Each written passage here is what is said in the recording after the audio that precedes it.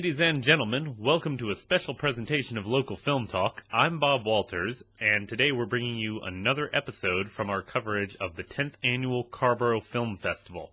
Now, this particular episode is a workshop done by Steven Van Vuuren, who owns a local production company who does DCP encoding for films. Now, for those of you not familiar with what that is, if you're serious about filmmaking, that is the format that all theaters use to project digital films on screen. So anytime you're watching a movie in a theater, they have a server up there in the projection room, and the type of computer files that it's playing, that it's projecting on those screens for you to see, are DCP files. So if you're serious about making movies and getting your movies seen in theaters, there's a lot of really important information here for you. It's really good, really thorough. Steven's a great presenter, and I think you're really going to dig the information in here.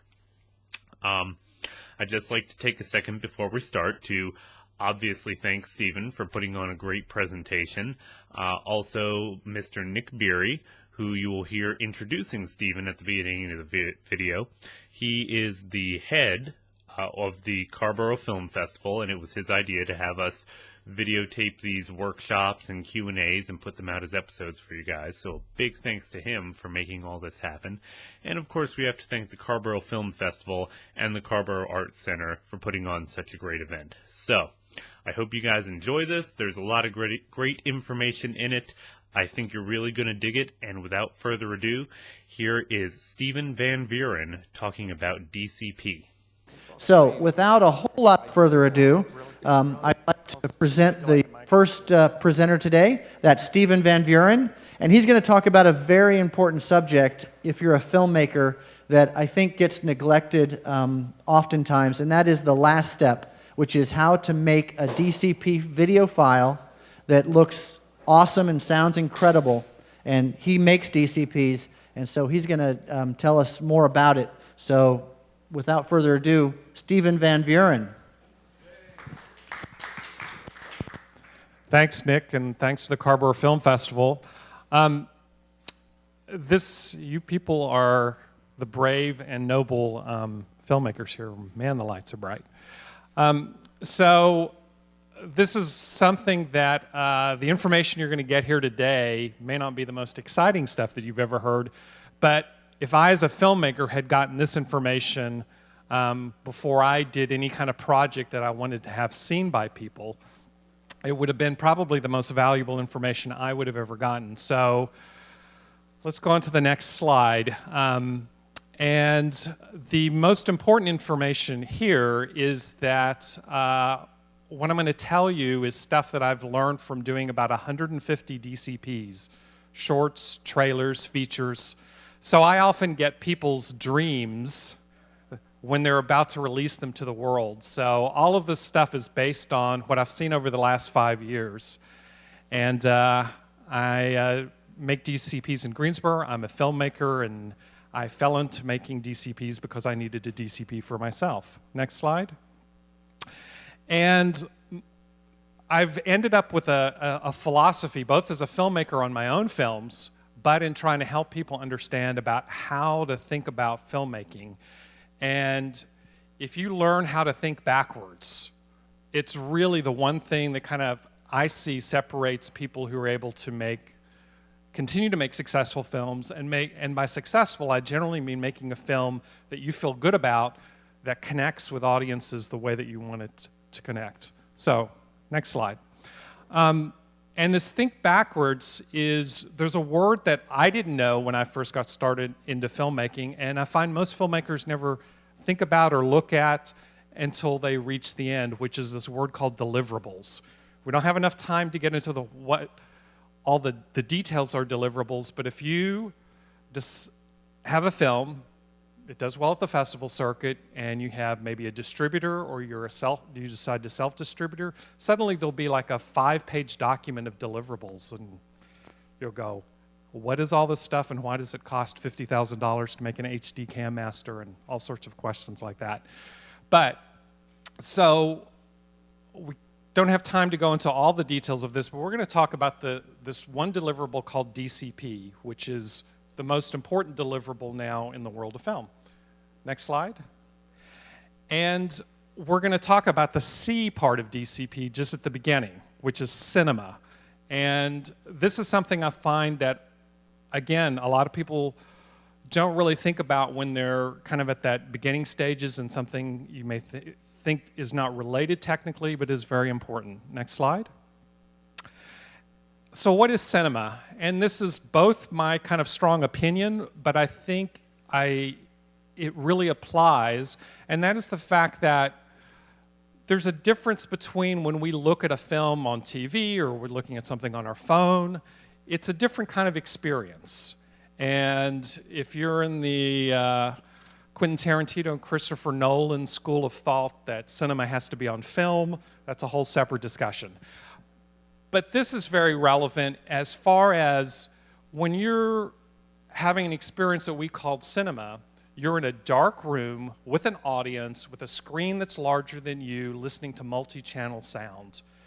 And you should really be thinking about this. If this is the final experience you want for your film, when you're writing a script, that concept should be there. You don't start thinking about the cinema aspect of it during editing or final mastering. It really needs to be something that's part of your philosophy from the very, very beginning.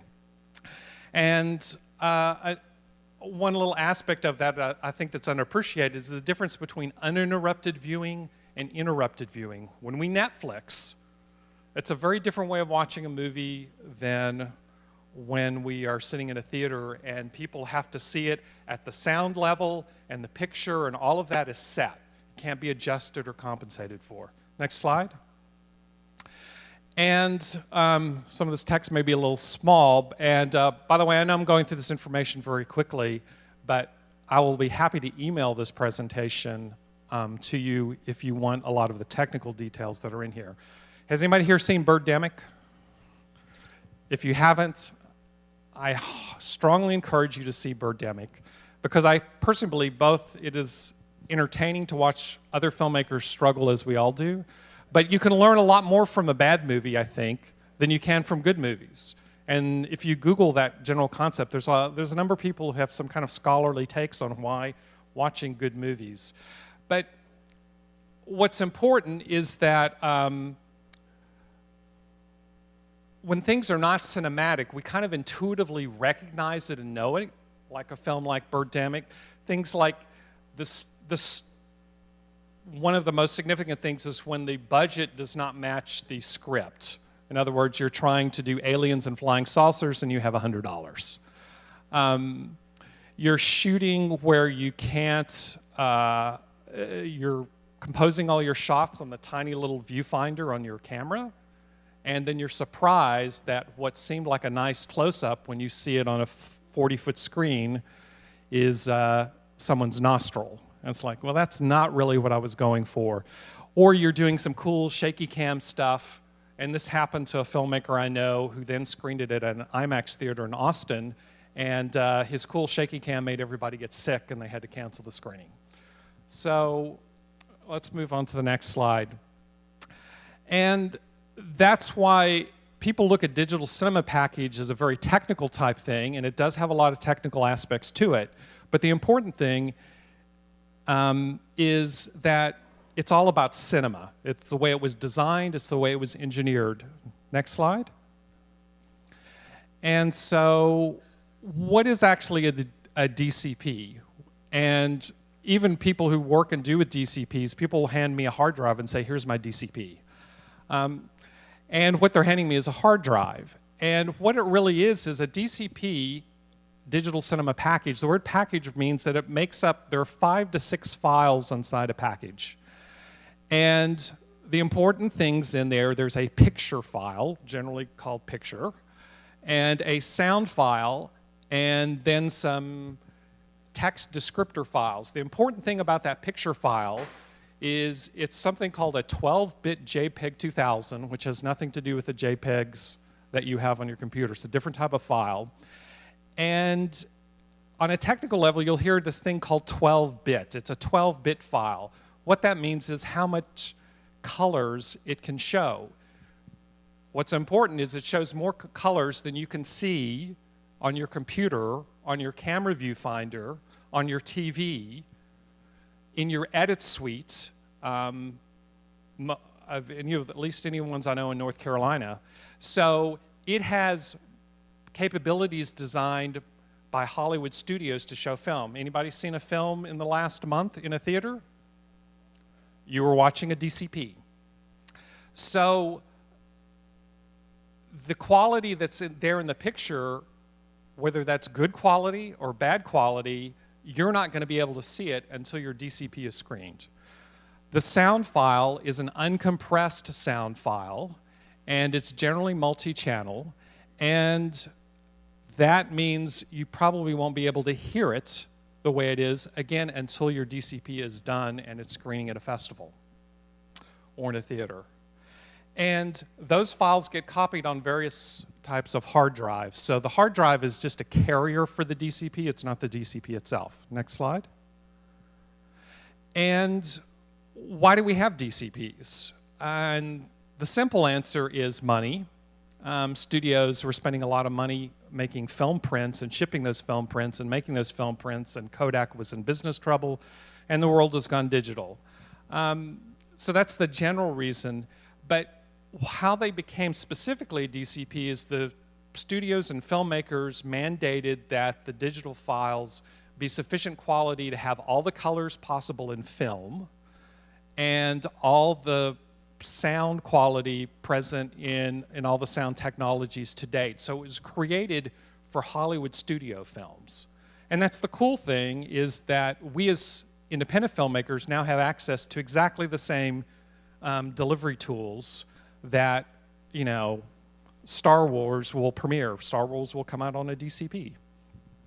And what you see in the projection room is a projector that looks like this, except it's a lot larger. There's a DCP server that is a Unix box, and then the multi-channel audio system. And there's a word that you'll hear when you get a deliverables sheet from the film festival. They'll say your DCP must be DCI compliant.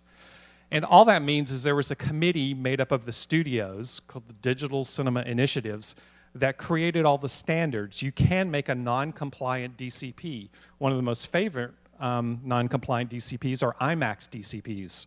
You cannot make IMAX DCPs yourself. They're non-compliant, and only IMAX can make them. But most film festivals, you need a DCI compliant, and that's really a problem for people like me who make DCPs. But that drive that you take it to a theater, and then they plug it into that DCP server, and they ingest it. That's a fancy name for copy it onto the DCP server, and then it plays off the DCP server. Next slide. And so why do you care about that?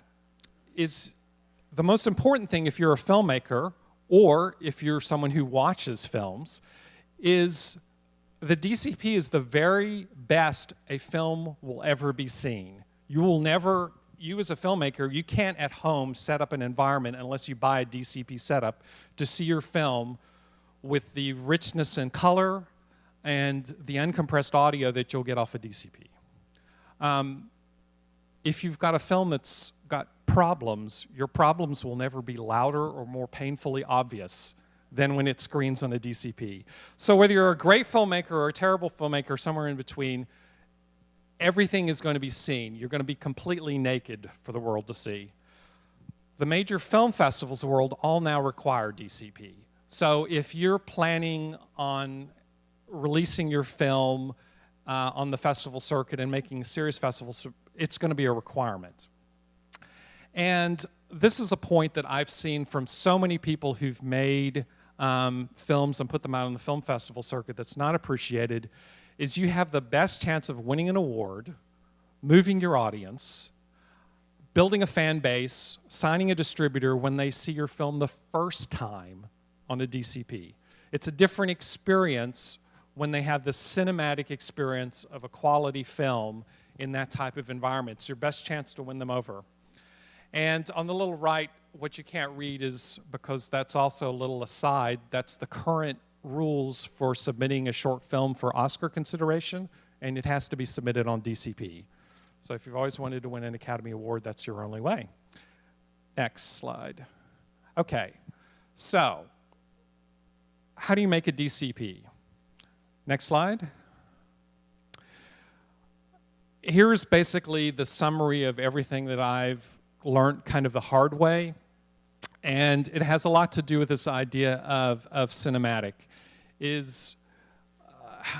DCPs, because they have this potential to show every nuance of picture and sound, if you find and this is generally good advice for just making a good film, is you kind of, again, think backwards. Think about the fact that while you're sitting, and I do when I'm writing a script, people are going to be in a dark room, in an audience with a large screen and all the sound. What am I going to write about? It sounds kind of maybe a little bit pretentious, but I think if you think about films that you love and have really moved you, that 9 times out of 10, that's what the filmmakers were thinking about at the very beginning. And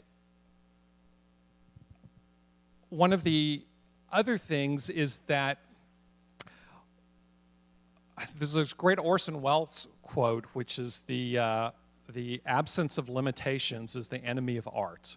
And I tend to think all the technical kind of considerations that are part of filmmaking, actually, if you embrace those, tend to drive thinking about creative ways to reach an audience if you're starting at the beginning thinking about this idea that your film is going to be experienced as cinema.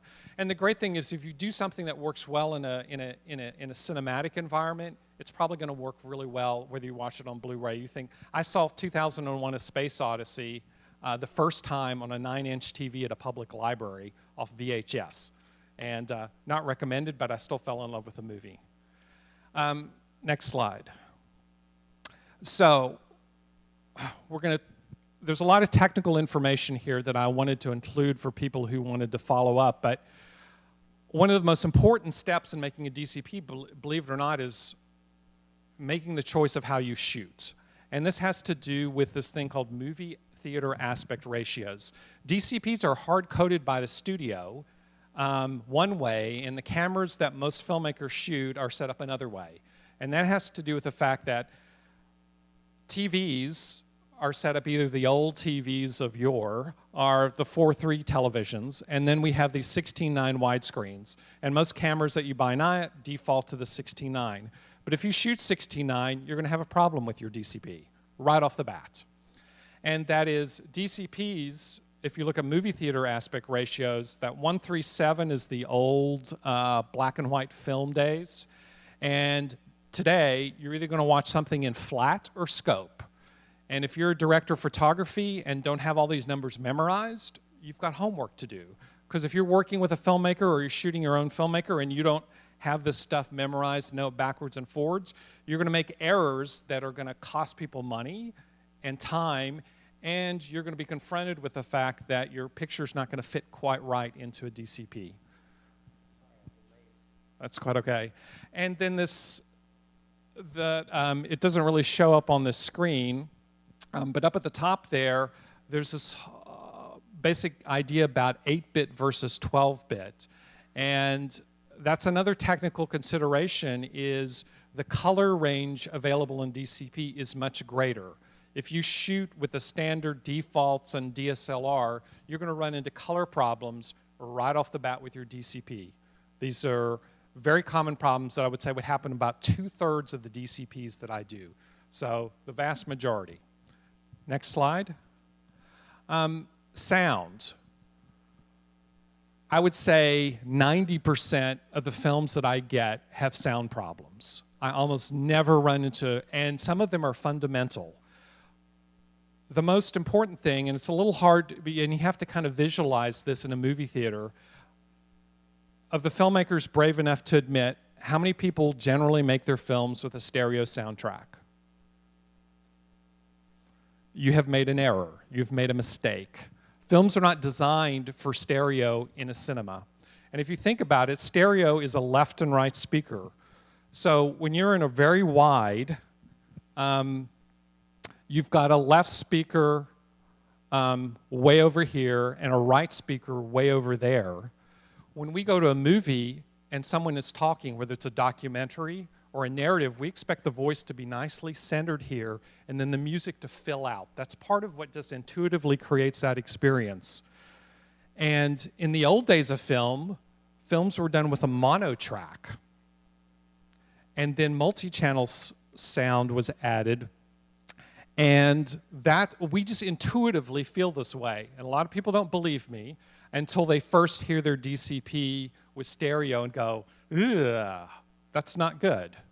And there's a local filmmaker here, Ted Roach, who did a documentary called 120 Days that's done very well on the festival circuit and got picked up in distribution. One of the things that happened is his first DCP was stereo, and he was a documentary that follows this family whose the father is being deported. A very emotionally powerful documentary.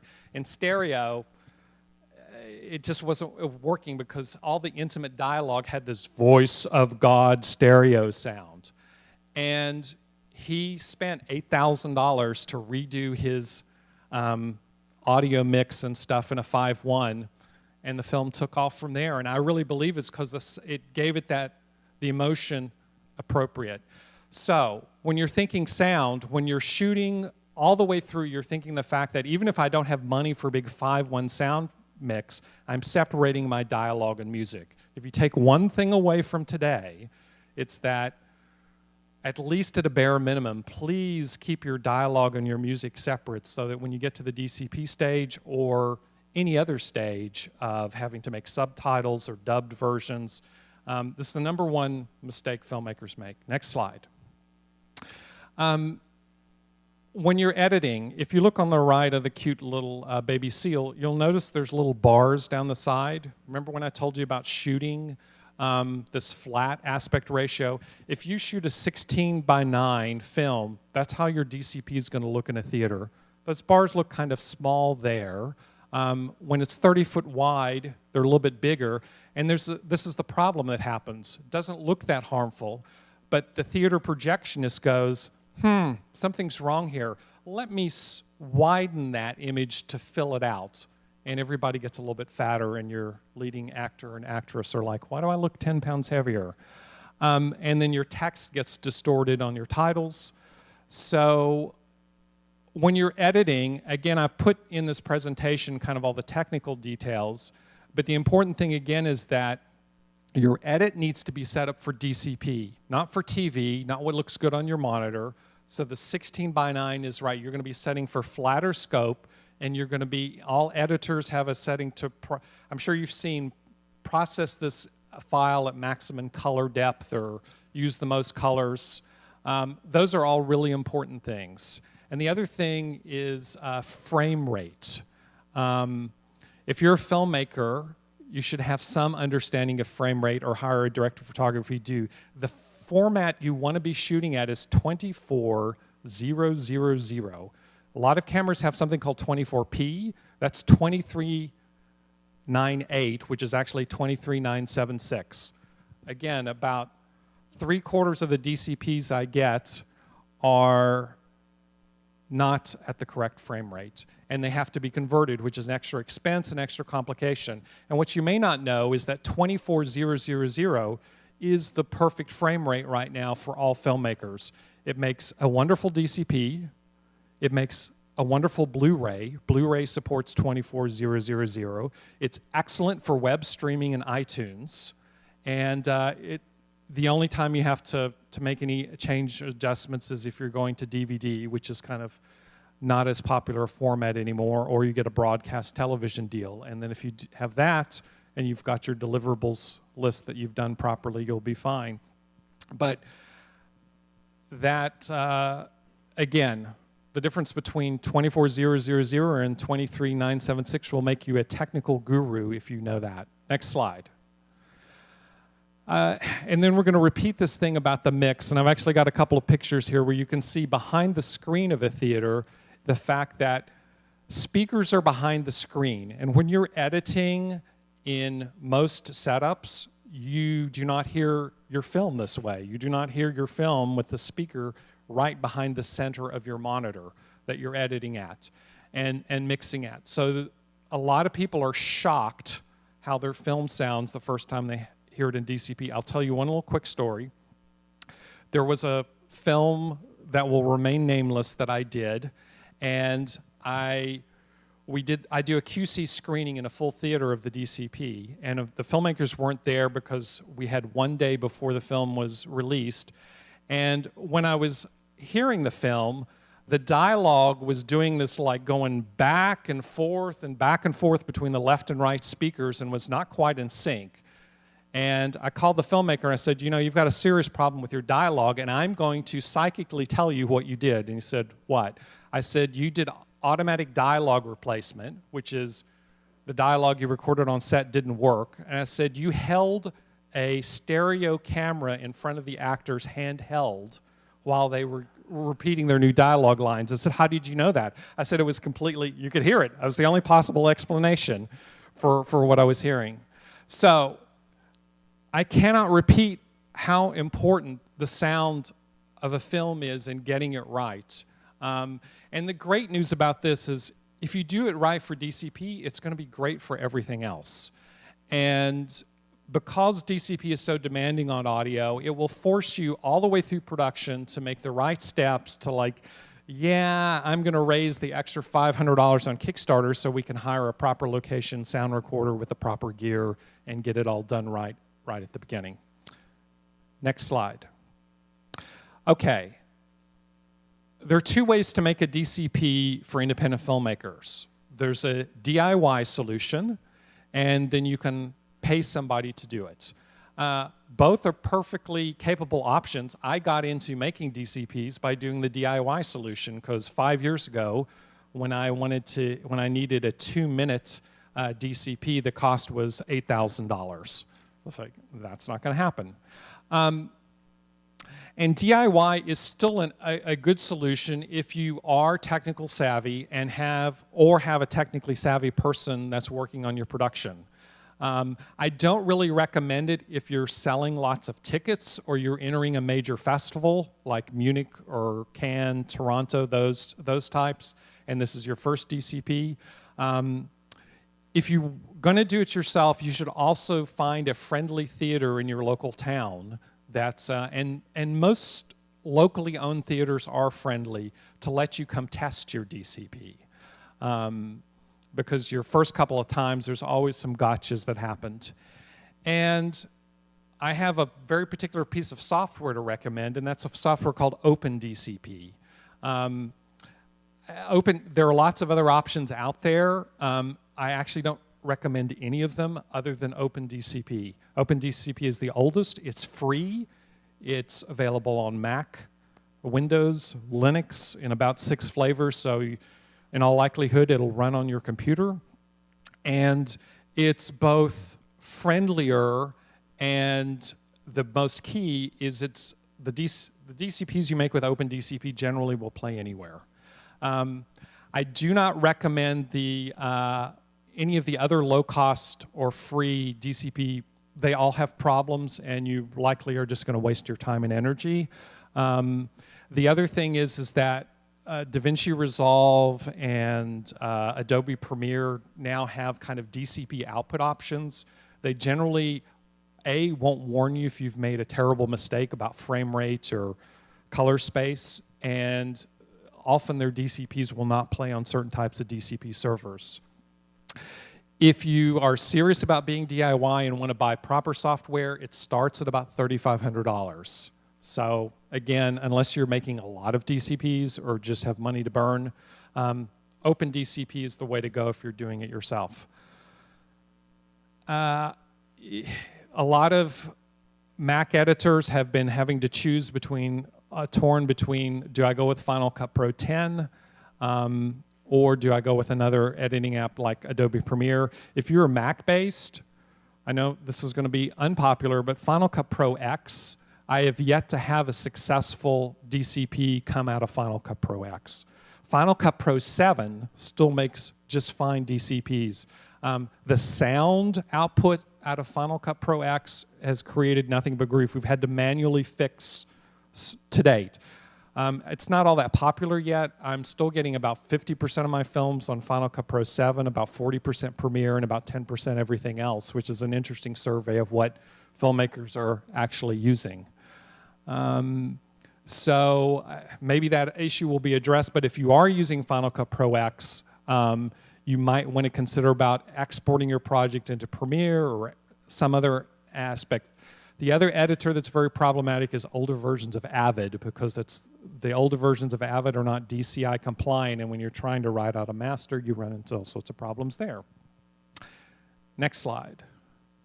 And finally, even though this is a clear conflict of interest, if you are going to have someone make your own DCP, it used to be there weren't very many people doing it. There are now a number of companies doing it.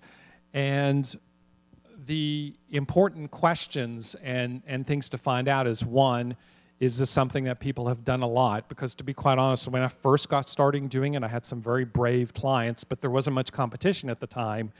I didn't know what I was doing, and there was a steep learning curve about little crazy things like, you know, Regal Cinemas has these strange library servers that don't take regular hard drives and stuff like that. But costs are going to range anywhere from $100 on a trailer to $75,000 if you need an IMAX 3D DCP, which fortunately probably nobody here does, unless Joey Shanks is here. But the small companies like myself, one of the reasons that it's worked well for me is I have an arrangement to always QC, and that's your kind of last term for the day, quality control screening. A DCP, until it's screened in a theater, loaded onto a DCP server, a lot of technical little check boxes off, I don't consider it a playable DCP. And if you go to a big company like Photocam or Technicolor, they have a DCP venue inside their building where they test DCPs. So there are some kind of small to medium companies that don't offer that or say, we'll help you find a local theater. That's not what you want. You always want to avoid that. Someone has to have, as part of their process, they're always testing the DCPs in a real theater, and they're watching it from beginning to end. And there's kind of a little formula here on the side, is a company like me is fine if you're playing up to about 25 venues. Once you're past 25, someone like me, it's no longer logistically possible. And I can make a DCP master, but somebody else actually does the drives and handles all the shipping and delivery. Technicolor and Deluxe, they can, cheaper than I can, make copies of DCPs if you're opening at like 100 theaters. And believe it or not, I've had a couple of small filmmakers who've been in that particular, it's a good problem to have, opening in 50 to 100 theaters. If you're opening wider than that, then you want to skip a company like me and go straight to a post house. The post house that I've had the best results with, and they work with filmmakers small to large, is Photocam out in Los Angeles. They are a fantastic filmmaker-friendly post house, and if you ever need the expensive deliverable, I can't recommend them enough. And that's really the core of what I wanted to talk about, but the last thing I want to talk about is something that's kind of the dirty secret about a mistake that all of us as filmmakers make, myself included, and that is we get sick of watching our film. And when you get into paying people small amounts or large amounts of money, the most painful thing that I have to deal with in the DCP business is I get this call, which is, I just watched my film at the film festival, and it's generally the first time they've seen it on the big screen with the multi-channel. Sounds like I forgot a sound effect and there's a mistake in the title and all of that. And generally what happens is, at the end of your film, there's a couple of little errors and you've got a festival or a screening, and you put the film on your hard drive and ship it off, and you don't watch it that one last time.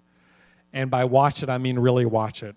And then have 2 other people come over and watch it who've already watched it as well, and try to find someone fresh to also watch it. You will save yourself thousands of dollars as a filmmaker if you just watch your film that one more time to make sure that there hasn't been a last-minute change. I would say uncomfortably a quarter of the DCPs I make have to be remade, or people leave errors in their films, because they've run out of money. So if you don't take anything out of this other than the fact that even if it's before, you've all probably uploaded your film to the web and go, oops. But when you're doing a DCP, that oops generally is going to cost you several hundred or several $1,000s. Next slide. And I put this phrase here, even though I'm sure we're not in an audience where everybody's trying to make a blockbuster, but the DCP is the final stage of the digital cinema revolution, which is the fact that when I got started in filmmaking, there were so many barriers to entry. There were so many gatekeepers that were primarily financially based. Could you afford to shoot on film? Could you afford to edit on film? Could you afford to make a film print? To have something that felt like a real film when an audience was watching.